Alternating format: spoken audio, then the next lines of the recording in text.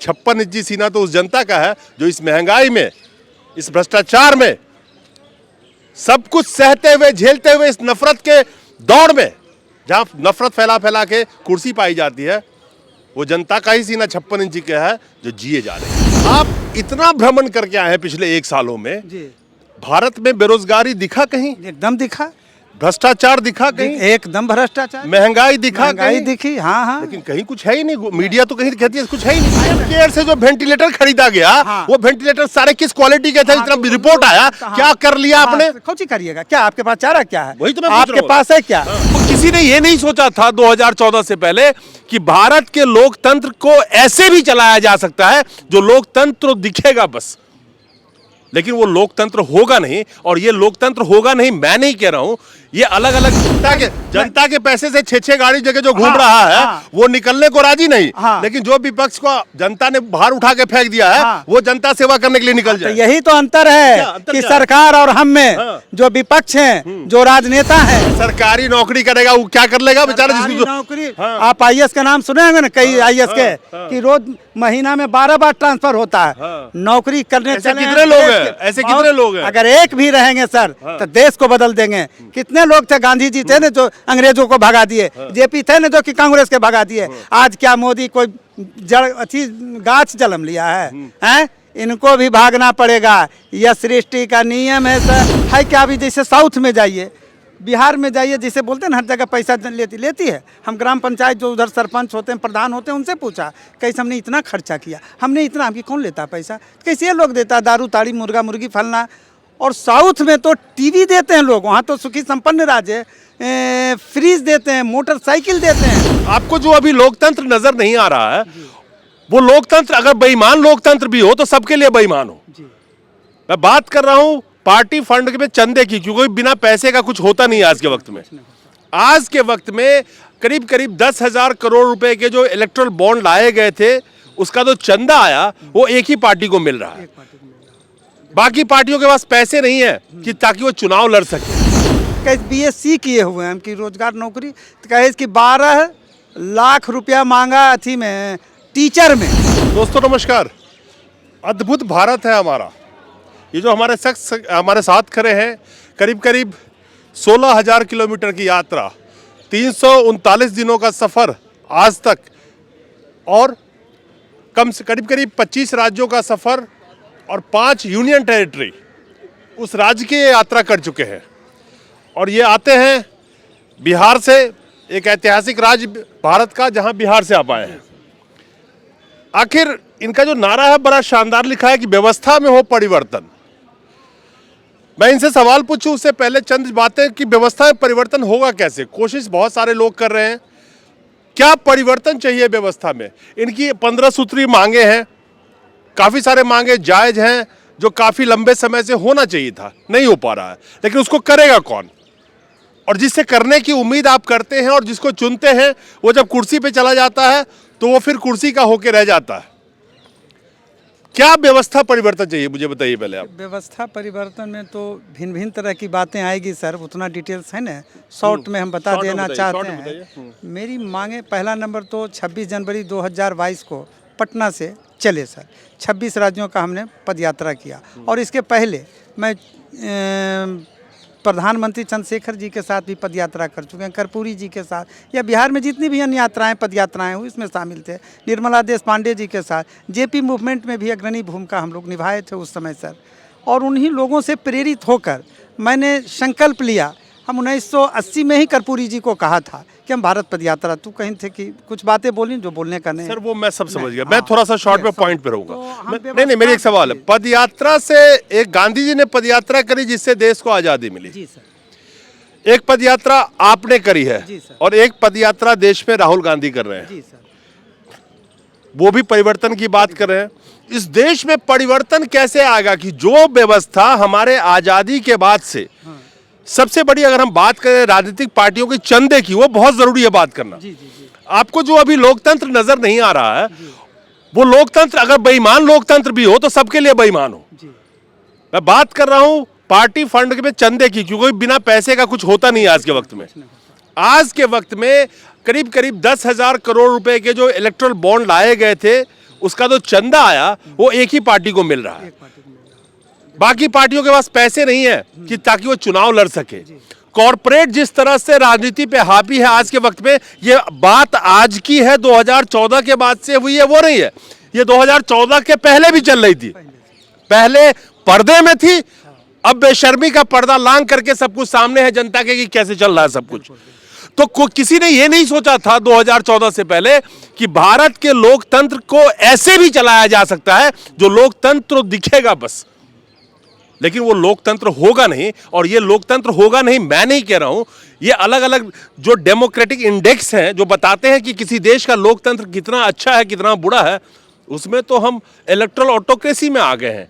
Democracy बचा कहां है भारत में?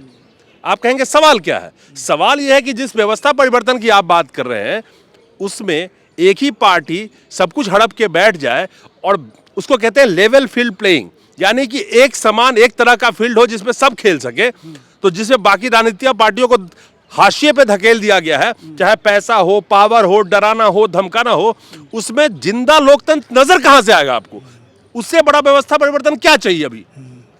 तो व्यवस्था परिवर्तन की जहाँ तक सवाल, अभी आपने लोकतंत्र की बात कही, तो भारत की लोकतंत्र से तो अच्छा कहीं कोई है नहीं, लेकिन कुछ लोग, चंद लोग इसको बर्बाद करने पर तुले हुए हैं, इसमें कोई दो मत नहीं। चंदे की बात, ये शुरू से चंदे, आज बीजेपी के बारे आपका इशारा था, ठीक है, ये कांग्रेस के भी ज़माने में आया है और आते रहेगा। तो यही सब ने है कि इसको हम लोग कैसे रोकें।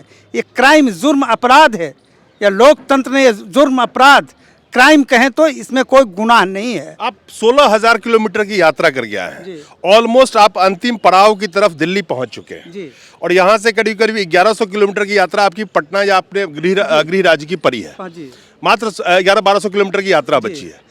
आप इतना भ्रमण करके आए हैं पिछले 1 सालों में जी। भारत में बेरोजगारी दिखा कहीं? एकदम दिखा। भ्रष्टाचार दिखा कहीं? एकदम भ्रष्टाचार। महंगाई दिखा महंगाई कहीं? दिखी, हाँ हाँ। लेकिन कहीं कुछ है ही नहीं। मीडिया तो कहीं कहती है कुछ है ही नहीं। वो तो मीडिया तो शहर में, आप दिल्ली में बैठे हो, लखनऊ में बैठे हो, गांव में मीडिया होनी चाहिए ना।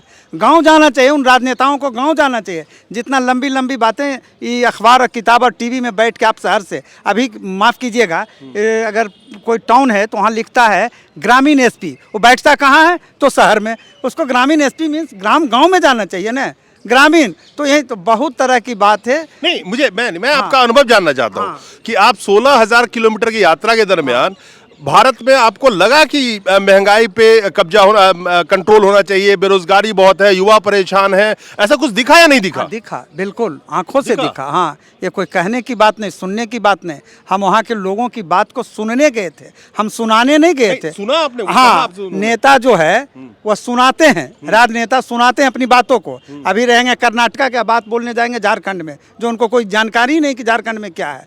तो हम सुनने गए थे और समझने परखने गए थे। युवाओं को जो हमने देखा, और महंगाई बेरोजगारी का जहाँ तक सवाल, युवाओं का आंख से आंसू नहीं खून गिर रहा था। M.Tech B.Tech करके कहीं हमको 4200 रुपया मिलता है और घंटा नहीं 10 से 12 घंटा काम करवाता है। एक बोला कि कूट फैक्ट्री में, हम कि क्या करते हो तुम? कहीं BSc किए हुए हैं, हम कि रोजगार नौकरी, तो कहे कि 12 लाख रुपया मांगा अथी में, टीचर में। भिन्न भिन्न तरह की बातें बोला। और इतना एक कारपेंटर बढ़ही के काम छीलने वाले, वो हमको कितना देता? तो कहीं 6600 रुपया हमको देता, 12 घंटा काम कराता। हमें कहाँ तक पढ़े तो इतना कहीं वृद्ध माँ 6000 में 66, तो हमारा घर नहीं चलता है।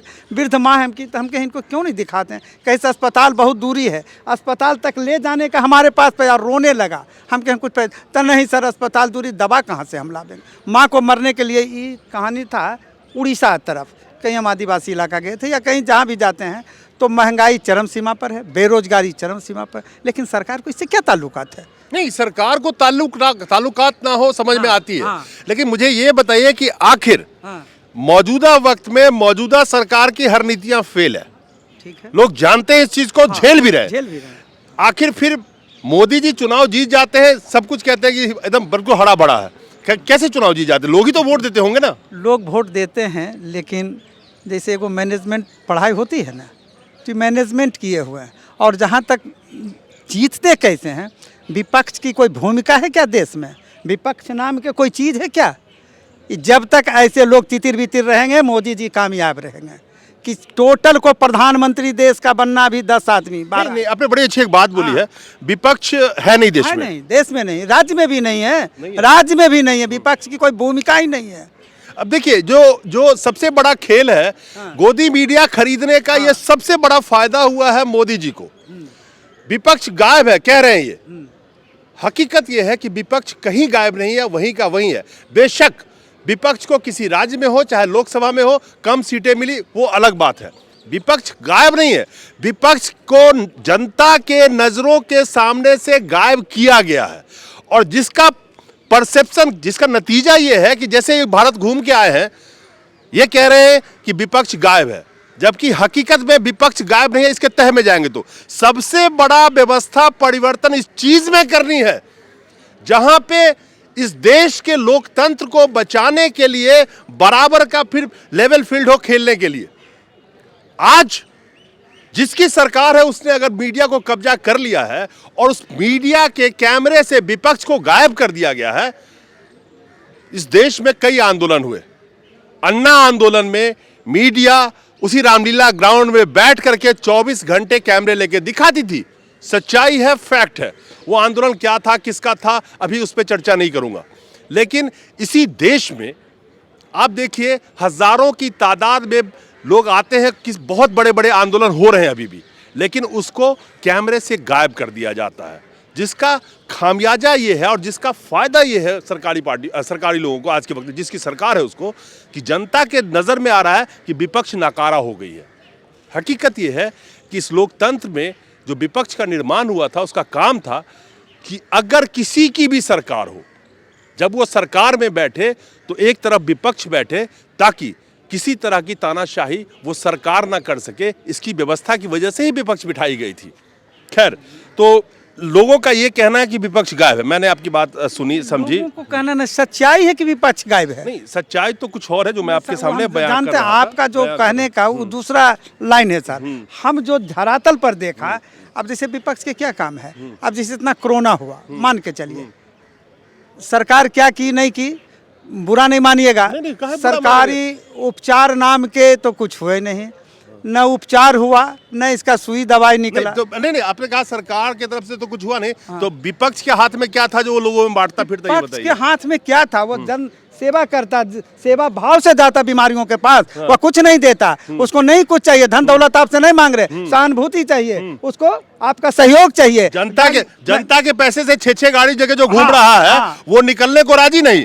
लेकिन जो विपक्ष को जनता ने बाहर उठा के फेंक दिया है, वो जनता सेवा करने के लिए निकल जाए। यही तो अंतर है कि सरकार और हम में जो विपक्ष हैं, जो राजनेता हैं, विपक्ष के क्या भूमिका, ठीक है सरकार नहीं कर रही है, मान के चलिए। अगर सरकार कुछ नहीं कर, आप ही मान लीजिए एक व्यक्ति हैं विशेष, बिल्कुल, अगर सरकार कोई लाश गिरा हुआ सरकार नहीं उठाता, आपका फर्ज बनता है कि हम उठा लें। तो विपक्ष को उस वक्त थोड़ा सा जो करना किया, लेकिन सरकारी स्तर पर जो हुई धांधलियाँ कि आप समय का दुर्भाग्य समझिए कि पत्नी को पति नहीं छुआ, पति को पत्नी ने, बेटा को बेटा नहीं छुआ। पीएम केयर से जो वेंटिलेटर खरीदा गया, वो वेंटिलेटर सारे किस क्वालिटी के थे, इतना रिपोर्ट आया, क्या कर लिया आपने? कौन सी करिएगा, क्या आपके पास चारा क्या है, वही तो मैं आपके पास है क्या? आप गोदी मीडिया की बात, मीडिया है कहाँ, बुरा नहीं मानिएगा। मीडिया के मीडिया की आज भूमिका क्या है, समस्त भारत वर्ष जानते हैं, सबको जानते हैं ना। आज रवि का क्या हाल है बेचारा का हुआ? नहीं, बहुत अच्छी बात कही है। तो ये गोदी मीडिया पे लोगों का क्या कहना है, समस्त भारत में आप घूमे हैं? तो जनता बताएगी ना। अरे तो जनता से बता देगी, बता देगी। सरकार को जवाब कौन आप दीजिएगा, हम देंगे? जनता देगी, जनता देगी। वो बता देगी कि गोदी मीडिया सही है कि मोदी मीडिया सही है कि कौन है, वो समय बतावेगा। समय से पहले कितना भी आप खिला पिला दीजिए, 9 माह का बच्चा 9वें माह में नहीं होगा सर, 12 माह में तो नहीं होगा, अगर 8 में होगा तो 8मासु 7मासु कहते हैं। जिसकी एक मिनट मेरी बात सुनिएगा, आप इतने दिन से घूम रहे हैं, आपने सुना होगा कि 2014 के पहले जब मौजूदा मोदी सरकार के लोग प्रचार कर रहे थे, तो कहते थे ईडी सीबीआई का सब दुरुपयोग कर रहे हैं। आज तो बहुत बड़ा सदुपयोग कर रहे हैं, फूल अक्षत से पूजा कर रहे हैं। नहीं, उनका तो अंग है, सरकार का वो अंग है, लेकिन हम मोदी जी को दोष नहीं देंगे। हम उन सीबीआई और ईडी या बीडी को कहेंगे कि उसमें मानवता मर गई है, जो ईडी है या सीबीआई है या फलना है, अरे सरकारी नौकरी करेगा वो क्या कर लेगा बेचारा सरकारी जिसको नौकरी। हाँ। आप आईएएस का नाम सुने होंगे ना, कई आईएएस के हाँ। कि रोज महीना में 12 बार ट्रांसफर होता है। हाँ। नौकरी करने ऐसे चले कितने हैं लोग देश हैं? के। ऐसे कितने लोग हैं? अगर एक भी रहेंगे सर तो देश को बदल देंगे। कितने लोग थे, गांधी जी थे ना जो अंग्रेजों को भगा दिए, जेपी थे ना जो कि कांग्रेस के भगा दिए। आज क्या मोदी कोई जड़ अच्छी गाछ जन्म लिया है? हैं? इनको भी भागना पड़ेगा। यह सृष्टि का नियम है सर, और इसको कोई और ये कोई भी देखिए बता देते हैं, सत्ता रहे या विपक्ष रहे, युवाओं को क्यों नहीं लाता है? इसलिए कि वो प्रखर है, निष्ठावान है युवा आज के तारीख में, बुरा नहीं मानिए। और जो इस रहते रहते ये लोग अभ्यस्त हो गए हैं, 2 नंबर 3 नंबर वाले, इनकी चलती हो गई है, और जो अच्छे लोग हैं दब गए हैं। अब कहने का मतलब है कि जब तक देश में देश के लोग नौजवानों पर नजरें टिकाए हुए हैं सर, कि देश में अगर संभाल सकता है तो युवा संभाल सकता है। देश का भविष्य तो युवा है। और आपको ये बता देना चाहते हैं, नहीं, एक मिनट, बड़ी अच्छी बात कही आपने कि देश को संभाल सकता है तो युवा संभाल सकता है। मौजूदा वक्त में पूरे भारत की जो पॉपुलेशन है उसके 64% युवा है, और जिनका जब ये युवा की नाम ले रहे हैं, युवा का कि युवा भारत में परिवर्तन ला सकता है, व्यवस्था परिवर्तन ला सकता है, तो व्यवस्था परिवर्तन लाने के लिए जरूरी नहीं है कि आप पीएम सीएम बनने की ही सोचे। व्यवस्था परिवर्तन लाना आपके लिए एक तो स्याही जो लगता है ना नाखून में, उससे भी आप व्यवस्था परिवर्तन ला सकते हैं। और दूसरा चीज, इन्होंने क्या कहा कि हर लड़ाई लड़ने के लिए अकेला ही बंदा निकलता है। इतिहास गवाह है कि कई लोग अकेले निकले थे और फिर काफिला जुड़ता गया और फिर वो बहुत बड़ा आंदोलन में तब्दील हो गया। आज ये अकेले घूम रहे हैं रोड पे, इनके साथ राहुल गांधी भी घूम रहे हैं। उतना बड़ा काफिला नहीं है, कोई रिसोर्सेस नहीं है, कोई दिखाता नहीं है इनको, लेकिन मन में एक विश्वास है ना कि हम अपनी लड़ाई लड़ने निकले हैं। लेकिन एक बात से मैं इनसे सहमत नहीं हूं कि जो ईडी और सीबीआई के बारे में ये कह रहे थे कि मोदी जी क्या करेंगे, पूरा देश तो 2 ही लोग चला रहे हैं। और ये मैं नहीं कहता, ये उनके जो काम करने का तरीका है उससे झलकता है।